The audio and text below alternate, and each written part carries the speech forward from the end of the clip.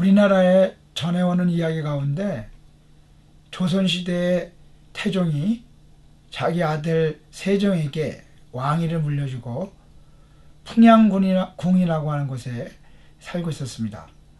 그때 두 관리가 서로 이야기를 하면서 하늘의 이치와 사람의 이치에 대한 이야기를 나누는 것을 듣게 되었습니다.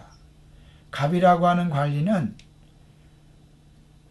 왕으로부터 벼슬이 주어진다고 생각하면서 그거를 강하게 추정하는 것입니다. 그러나 을이라고 하는 그 관리는 아무리 왕이라도 하늘이 허락하지 않으면 안 된다고 하는 주장을 하고 있었습니다. 이 이야기를 듣고 있었던 태종은 갑이라고 하는 그 관리가 자기 마음에 들었습니다. 왜냐하면 자기를 신뢰하고 자기의 그 권한을 아주 최대한 존중해주는 그러한 관리였기 때문입니다. 그래서 그에게 한 단계 진급을 해주기 위해서 편지를 써가지고 그 갑이라고 하는 관리에게 주면서 이걸 가지고 내 아들인 세종에게 갖다 줘라, 이렇게 심부름을 시킵니다. 그 내용은 이 편지를 가져가는 이 관리에게 이제 한 단계 진급을 시키고 상을 주라는 내용이었습니다. 그런데 그 갑이라고 하는 관리가 그것을 읽어보지 않고 가다가 그만 갑자기 설사가 나는 것이었어요. 그래서 할 수 없이 자기 친구인 그 을이라고 하는 친구를 급히 불렀습니다.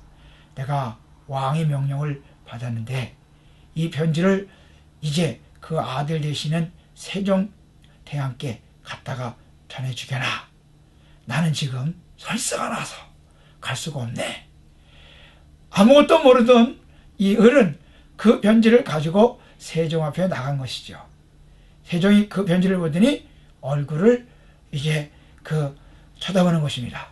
그리고 신하들에게 말하기를 이 편지를 가지고 온 이 관리에게 오늘부터 한 단계 진급을 해주고 후한상을 내리게나. 영문을 모르고 갑자기 진급을 하게 되었죠. 상도 받죠. 도대체 이게 무슨 일인가. 다음날 태종도 이제 자기가 심부름을 시킨 관리가 여전히 자기를 돌보고 있고 엉뚱한 사람이 이제 한 단계 진급한 것을 알고 놀랄 수밖에 없었습니다. 자초지종을 물었더니 그만 자기가 심부름 시킨 그 관리가 설사를 함으로 말미암아 이제 그 진급을 못하게 되었다고 하는 사실을 알게 되었을 때 이 을이라고 하는 이 관리가 하는 말을 이제 믿게 되었다는 겁니다. 모든 세상의 권력은, 사람이 심지어 살고 죽는 것은 왕이나 권력자나 부자나 그 어떤 인간의 노력에 의하여 주어지는 것이 아니라 하늘에 의하여 주어진다는 것을 알게 된 것이죠. 그때부터 더 태종은 겸손한 마음으로 남은 인생을 살았다고 하는 이야기가 있습니다. 지금 젊은 사람이기 때문에 나는 무엇인가 다 할 수 있다고 자신만만하지 않습니까? 또 나는 남에게 도움을 받지 않고도 충분히 세상을 넉넉히 살 수 있다고 말하지는 않습니까? 나는 다른 사람에게 용서를 구할 만큼 그와 같은 무리한 사람이 아니라고 하면서 나는 다른 사람에게나 그 누구에게도 실수가 없다고 자부하고 있지는 않습니까? 오늘 하나님께서는 우리에게 젊었을 때 특별히 창조주를 경외하라고, 하나님을 믿으라고 말씀하고 있습니다.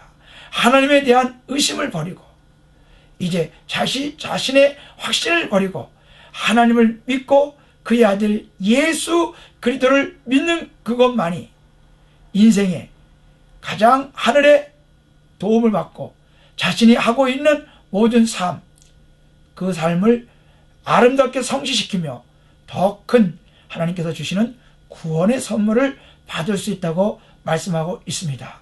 우리에게 가장 필요한 것은 믿는 사람이 되는 것입니다. 지금도 예수 그리스도를 믿기 때문에 자신의 생명을 버리면서 그 믿음을 짓고 있는 사람들이 20만 명이라고 하는 사실을 혹시 들어본 적이 있습니까? 믿음이라고 하는 것은 현실에서 참으로 우리에게 무한한 능력을 주고 우리의 생명을 걸면서 값어치게 살아가는 길입니다. 젊은 날에 예수 그리스도를 주로 믿음으로 말미암아 하늘에 주시는 축복과 이 땅에 주시는 하나님께서 주시는 위로와 능력을 얻을 수 있기를 주님의 이름으로 권면드립니다.